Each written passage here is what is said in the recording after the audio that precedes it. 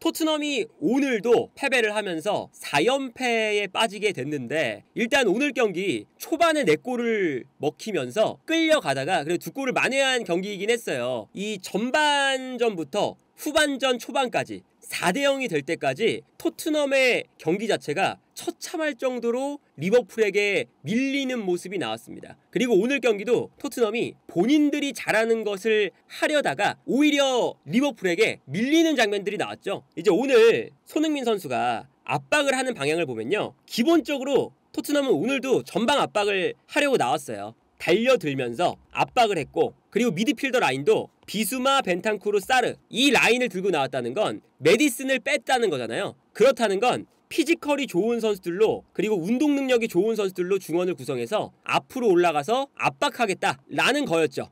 메디슨이 요즘 좋지 않기도 하고요. 근데 여기서 이제 전략 중에 하나가 뭐냐면 손흥민 선수가 반다이크 쪽을 막아버립니다. 그러니까 아무래도 반다이크보다는 콴사 쪽이 조금은 불안하니까 콴사 쪽으로 패스가 넘어가게끔 이렇게 이제 만들고 있었던 거거든요. 그래서 오른쪽으로 가서 여기서부터 이제 압박을 한다. 이게 오늘 토트넘의 전략 중에 하나였어요. 그런데 저 압박 전략이 초반에 손흥민 선수가 한두 번 하다가 리버풀이 그거에 익숙해지면서 편안하게 첫 번째 골이 나옵니다. 이 장면 보시면 손흥민 선수가 오늘 골킥을 할 때 엄청 강하게 달려들어요. 근데 강하게 달려드는데 여기서 반다이크 쪽을 막으면서 달려듭니다. 그러니까 이제 알리송이 어쩔 수 없이 손흥민이 이쪽으로 달려드니까 콴사에게 패스를 할 수밖에 없고, 콴사에게 패스를 하는 순간 손흥민이 콴사에게 달려들죠. 그러니까 아무래도 반다이크보다는 콴사가 불안하다 이건데, 그래서 이제 손흥민 선수가 계속 콴사를 압박을 하죠. 그런데 이게 실점할 때 보면요, 이번엔 반다이크가 볼을 잡는 장면이었는데 반다이크가 왼쪽 라인으로 패스를 보내주지 못하도록 약간 반다이크의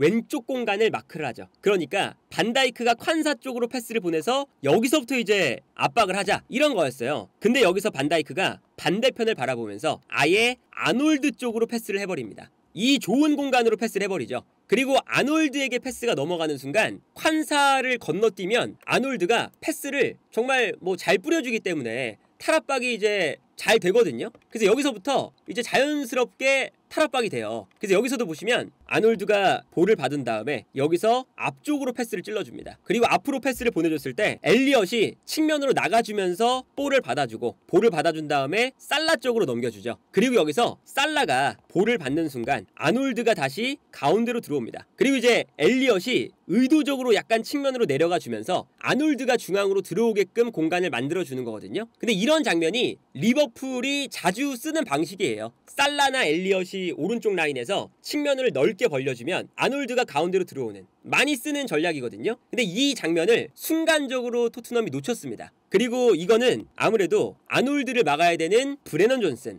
존슨의 수비가 약간 좀 떨어지는 편이기 때문에 이 뛰어들어가는 아놀드의 움직임을 놓친 거죠. 그러다 보니까 아놀드를 따라서 이제 토트넘의 선수들이 이 공간으로 모여들기 시작해요. 그러다 보니까 살라가 여기서 아놀드에게 그냥 패스를 주지 않고 한번 멈췄다가 아놀드에게 수비가 순간적으로 쏠리니까 살라가 가운데로 패스를 보내줍니다. 그리고 가운데는 엔도가 올라오면서 볼을 받아주죠. 그래서 이 장면을 보시면 오른쪽 라인에서 아놀드, 살라, 엘리엇 이 3명이 패스를 주고받으면서 토트넘의 선수들을 한쪽에 쏠리게끔 만들었죠. 그러니까 이번에는 엔도가 볼을 잡아서 반대편으로 방향 전환을 또다시 합니다. 반다이크가 아놀드에게 왼쪽에서 오른쪽, 그리고 오른쪽에서 살라가 볼을 가지고 있다가 엔도가 받아서 바로 왼쪽으로 방향전환, 또 방향전환이 한 번 더 일어난 거죠. 그러면서 토트넘이 리버풀의 볼을 한 번도 뺏지 못하면서, 방해를 못하면서 계속 휘둘리기 시작해요. 이 장면 보시면 완전히 한쪽에만 쏠려있는 걸 볼 수가 있죠. 살라, 아놀드, 엘리엇 때문에. 그리고 반대로 넘어갔을 때도 리버풀의 오늘 전략이 완전히 통하는 장면이에요. 이것도 왜 그러냐면 오늘 디아스가 측면에 있다가 가운데로 들어가고 각포가 왼쪽으로 나오는 이러한 동선을 계속 가져갑니다. 왜 그러냐면 각포가 측면에서 볼을 받았을 때 안쪽으로 패스를 뿌려주는 능력이 디아스보다 좋거든요. 그래서 각포가 측면으로 나와서 볼을 받는데 완벽하게 스위칭이 되면서 각포에게 공간이 열렸죠. 그리고 여기에 더해서 각포가 볼을 받았을 때 여기서도 로버트슨이 빠르게 올라와 주면서 각포에게 붙지 못하도록 만듭니다. 그리고 여기서도 각포가 접고 들어가니까 로버트슨이 끌고 들어갈 때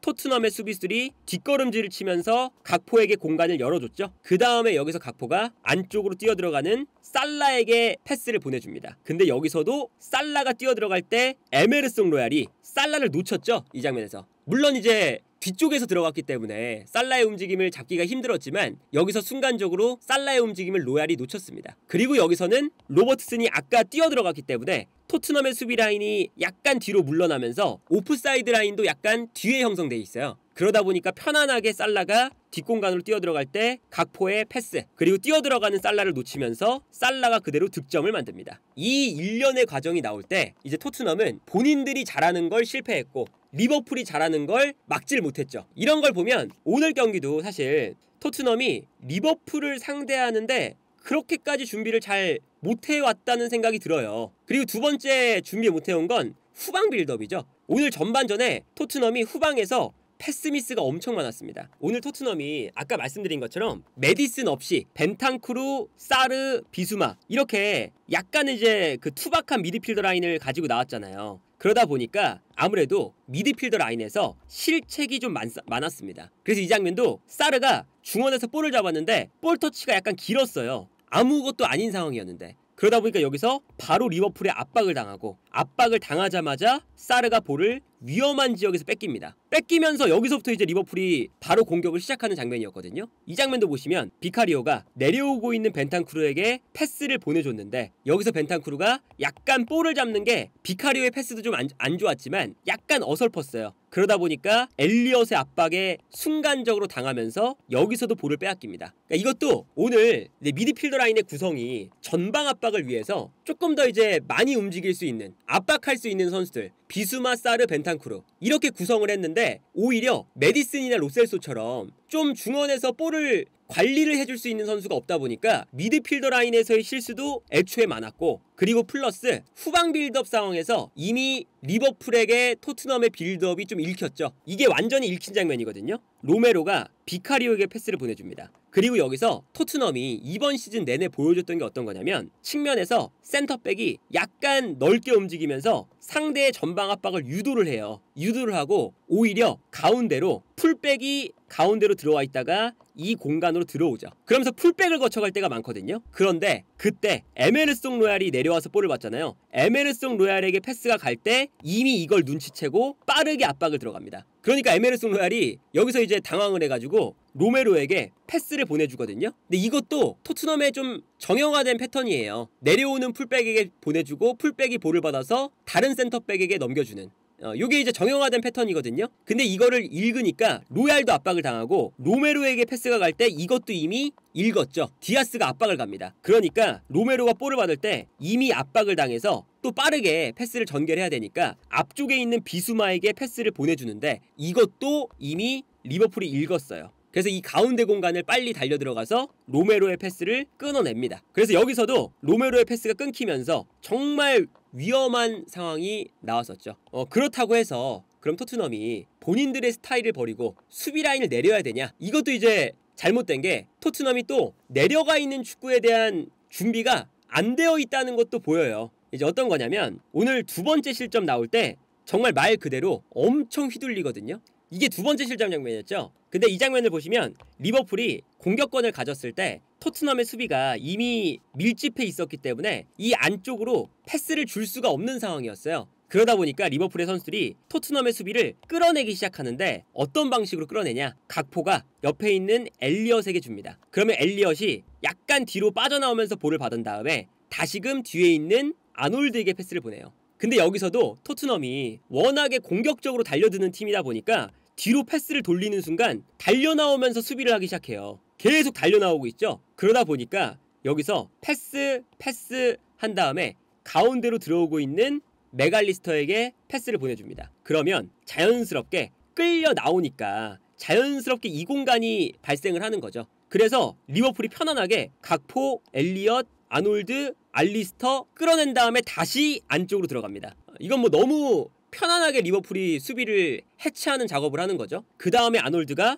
이 공간을 완벽하게 무너뜨렸고, 그리고 여기서도 이제 이 가운데 공간에 토트넘의 선수들이 많으니까 반대편에서 뛰어들어오고 있는 로버트슨에게 아놀드가 센스 있게 롱크로스, 이 크로스가 들어가면서 자연스럽게 또 토트넘의 수비가 한 번 오른쪽에서 왼쪽으로 흔들립니다. 그러다 보니까 반대편의 넓은 공간으로 들어오는 로버트슨을 놓치면서 로버트슨이 다시 안쪽으로, 여기서 살라가 슈팅, 그리고 여기서도 살라의 슈팅이 들어갈 때 뛰어들어가는 선수가 아무도 없었고요. 로버트슨만 뛰어들어가고 있었어요. 그래서 비카리오가 막았지만 로버트슨의 세컨볼을 막지는 못했죠. 이런 모습을 보면 토트넘이 내려앉는 수비에 대한 준비가 잘 안 되었다는 게 여기서도 보여요. 네 번째 골 똑같습니다. 이 장면도 보시면 토트넘이 수비를 분명히 하고 있어요. 아놀드가 가운데로 들어옵니다. 이것도 뭐 리버풀이 늘 잘하는 거거든요. 아놀드가 가운데로 들어와서 살짝 수비가 본인 쪽으로 쏠리면 방향 전환 한번 했죠. 그 다음에 반대로 넘어갔을 때 로버트슨에게 볼이 가고요. 그러니까 토트넘의 수비가 이번에는 다시금 오른쪽에 있다가 왼쪽으로 갑니다. 그러니까 이번에는 로버트슨이 다시 반대편 살라 쪽으로 그냥 휘둘리는 거죠. 그래서 여기서도 편안하게 살라 쪽으로 넘어가고, 물론 로얄이 이제 살라를 막아줘야 되는 거 아니냐 였지만 사실은 이럴 때는 브레넌 존슨이 조금 더 내려와 줬어야 돼요. 그래서 여기서도 반대편으로 넘어갈 때 너무나 편안하게 살라가 볼을 잡았고, 그리고 안쪽으로 공격수들이 뛰어들어가니까 토트넘의 수비가 어느샌가 너무 내려가 있죠. 그러다 보니까 살라가 볼을 잡아서 뒤로 뛰어들어오고 있는 엘리엇에게 패스, 엘리엇에게 슈팅 공간이 너무나 넓게 나옵니다. 그리고 여기서 엘리엇이 편안하게 슈팅 득점. 그러니까 이런 장면들이 왜 문제냐, 리버풀이 본인들의 공격 패턴을 편안하게 가져간다는 게 문제인 거거든요. 그러니까 이거는 그만큼 토트넘이 리버풀의 공격 패턴에 준비가 잘 안 되어 있다는 뜻도 되는 거예요. 그 포스테코글루 감독이 늘상 이야기를 하지만 우리들의 축구를 준비하는데 더 주력한다, 이런 식으로 늘 얘기를 하잖아요. 그런데 그 최근에 토트넘의 문제는 본인들의 축구를 잘 못하는 것도 있지만 상대팀에 대한 준비를 잘 못해온다는 게 더 크거든요. 그래서 오늘 전반전 기록을 보면 점유율은 토트넘이 높습니다. 55%. 본인들이 볼을 점유하면서 뭘 만들려고 하니까. 그런데 공격은 안 돼요. 그래서 슈팅이 하나밖에 없습니다. 이 하나의 슈팅도 비수마가 이제 하늘로 날려버린 중거리 슈팅이거든요. 위협적이지도 않았던 슈팅. 그래서 XG값, 골 기대값도 0.04골. 처참하죠. 반대로 리버풀은 일단 XG값부터 2골 이상입니다. 전반전만 해도. 그리고 슈팅도 14개. 그리고 유효 슈팅은 8개. 그리고 여기서 더 심각한 게 뭐냐면 슈팅 14개 중에 박스 안에서 나온 슈팅이 12개예요. 이거는 어떤 걸 뜻하냐면 리버풀이 슈팅을 14개를 했는데 14개 중에 2개 빼고는 박스 안에서 슈팅을 했다는 거예요. 그만큼 이 토트넘이 리버풀의 공격 패턴에 아무런 대응도 못했다는 거죠. 그리고 오늘 이제 경기가 끝나고 나서는 토트넘이 슈팅을 그래도 후반전엔 많이 한 것처럼 보이잖아요. 근데 이게 실질적으로 어땠냐면 리버풀이 4대0을 만들었던 게 60분쯤이거든요. 59분. 근데 그 이후부터 토트넘이 슈팅을 합니다. 그래서 69분 이전까지는 슈팅이 3개밖에 없었어요. 3개. 리버풀이 약간은 그 느슨해졌고요. 좀 설렁설렁하는 느낌이 있었어요, 사실. 그러다 보니까 리버풀은 약간 좀 동기부여가 떨어져 있는 상태. 그리고 토트넘은 그래도 이제 그 추격골이 좀 들어가면서 최대한 밀어붙여보자. 이런 이제 또 그래도 동기부여가 좀 생긴 상태에서 그럴 때 이제 그 토트넘이 조금 따라가서 슈팅도 많이 때리고 그랬는데 사실 그 4대0이 되기 전까지 그때까지 토트넘이 리버풀의 공격에 아무런 대응도 못했다는 게 그게 문제인 거죠. 그리고 이제 4대0이 될 동안 에메르송 로얄이 살라를 상대로 할 때 거의 대응이 아예 안 됐거든요. 그런데 오늘 그 4대0이 된 다음에 로얄이 나갔잖아요. 그러니까 이것도 보시면 그 포스테코글루 감독이 누가 봐도 로얄이 살라를 계속 못 막고 있고 그러다 보니까 살라 쪽으로만 계속 패스가 넘어가고 거기서 계속 이제 무너지는 게 보이는데 포스테코글루 감독이 60분까지 4골을 먹힐 때까지 아무런 대응도 안 하고 있었다. 이런 게 이제 조금 포스테코글루 감독의 경기에 변화를 주는 속도가 늦었던 것이 아니냐라는 얘기가 될 수가 있겠죠. 그리고 이제 뭐 손흥민 선수의 뭐 활약을 얘기한다면 손흥민 선수가 실제로 폼이 안 좋은 건 맞습니다. 손흥민 선수가 오늘도 전반적으로는 좋지 못했어요. 이런 장면 보실 때 너무나 좋은 상황이었어요. 3대2 상황. 완벽한 찬스였죠. 여기서 비수마가 손흥민 선수한테 패스를 합니다. 물론 이 패스가 조금 더 빨랐으면 좋았겠지만 그래도 충분히 손흥민 선수가 볼을 받을 수 있는 여유는 있었어요. 그런데 칸사가 달려들 때 손흥민 선수가 약간 터치랑 볼을 지키는 게 늦었습니다. 그래서 여기서도 손흥민 선수가 결정적인 순간에서 콴사에게 볼을 빼앗기죠. 이거는 이제 손흥민 선수가 뭐 비수마가 패스가 늦었다 이렇게 얘기를 할 수도 있겠지만 기본적으로 손흥민 선수의 이 경합 상황에서의 패배 장면이거든요. 그러니까 이런 걸 보면 손흥민 선수가 평소보다 분명히 컨디션 자체가 최근 들어서 안 좋은 건 맞다는 생각이 들어요. 그리고 그러다 보니까 본인도 부담감을 좀 느낀다는 생각도 들죠. 이 장면 보세요. 히샬리송이 공간으로 침투합니다. 물론 오프사이드였죠. 그리고 이 공간으로 패스가 쭉 들어갔어요. 그 다음에 측면 지역에서 히샬리송이 뛰어들어오는 손흥민 선수에게 패스. 여기서 손흥민 선수가 사실 컨디션이 좋을 때는 원터치 투터치, 어쩔 때는 그냥 때릴 때도 있어요. 이런 장면에서 생각을 별로 안 하고 때립니다. 그런데 여기서 보시면요, 손흥민 선수가 생각이 많았어요. 볼을 터치한 다음에 한 번 더 또 터치합니다. 투터치라고 한 번 더 생각을 하다가 약간 볼을 끌어요. 그러다 보니까 알리송이 튀어나오면서 각도를 줄입니다. 각도를 줄이고 나와서 손흥민 선수의 슈팅을 읽은 다음에 막아내죠. 이거는 뭐 오프사이드를 의식해서 대충 차고 그런 거 아니거든요.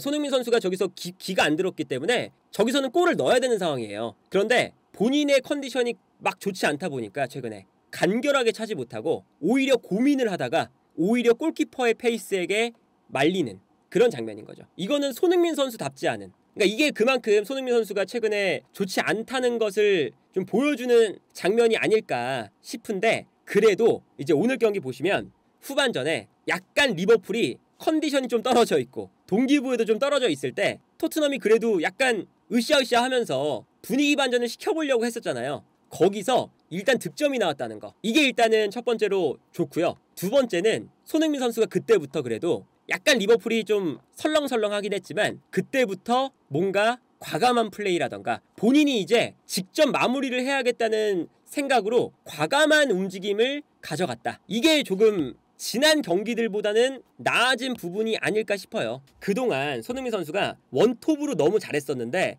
손흥민 선수의 원톱도 어느 정도 최근에는 한계가 드러났었죠. 그런데 오늘 히샬리송이 들어오니까, 히샬리송이 들어오면서부터 손흥민 선수의 플레이가 살아났다. 이것도 이제 오늘 토트넘의 그래도 긍정적인 부분 중에 하나입니다. 그러니까 원래는 손흥민 선수가 원톱에 있다 보니까 상대 중앙 수비수들과 직접 싸워야 됐죠. 근데 직접 싸울 때 손흥민 선수가 달려 들어가면서 싸우는 게 아니라 등을 지고 볼을 받아야 되니까 이건 손흥민 선수의 장점이 아니잖아요. 그러다 보니까 손흥민 선수가 원톱으로 나와서 이번 시즌 너무 잘했습니다. 그러니까 손흥민 선수의 원톱이 안 맞는다, 그것도 반은 맞고 반은 틀린 얘기죠. 이미 손흥민 선수가 원톱으로 이번 시즌 4위권 안에 들 수 있을 만한 성적을 냈으니까요.